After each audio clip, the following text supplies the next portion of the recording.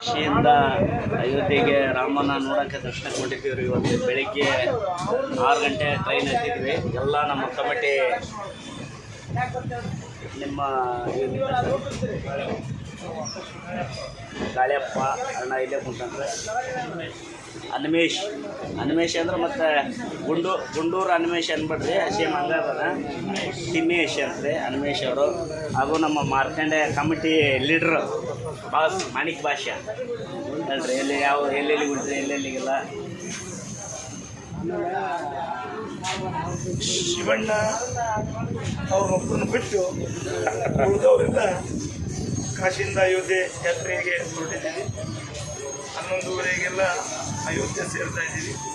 ಅಲ್ಲಿ ಸರಿಯಾದ ನದಿಯಲ್ಲಿ ಸ್ನಾನ ಮಾಡಿಕೊಂಡು ಹಾಗೆ ಶ್ರೀರಾಮನ ದರ್ಶನ ಮಾಡಿಕೊಂಡು ಮತ್ತೆ ವಾಪಸ್ ಕಾಶಿಗೆ ಹೊರಟಿದ್ದೀವಿ.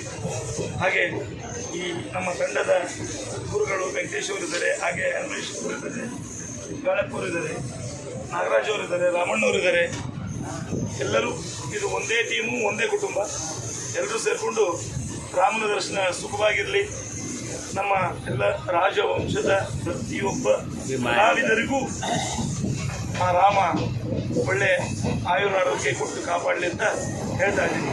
ಜೈ ಶ್ರೀರಾಮ್. ಜೈ ಶ್ರೀರಾಮ್. ಆಮೇಲೆ ನಮ್ಮ ಅಣ್ಣ ಯಾವ್ದಾನ ಅಣ್ಣ ಅಪ್ಪಾಜಿ ನಿಮ್ದು ನಮಸ್ಕಾರ. ಶ್ರೀಗಂಧ ಮಂಗಳೂರು ತಾಲೂಕು ಕೋಲಾರ ಜಿಲ್ಲೆ.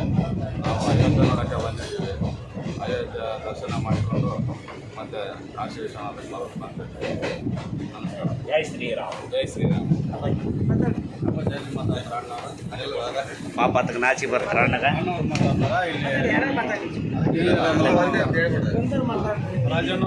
ಎಲ್ಲಿ ಎಲ್ಲ ಒಬ್ಬೊಬ್ರು ನಾಚಿ ಸಭ ಬರ್ತಾರೆ, ಏನು ಮಾಡೋಕ್ಕಾಗಲ್ಲ. ಹೇಳ್ರಿ ನಿಮ್ಮ ಹೆಸರು ಹೇಳ್ರಿ.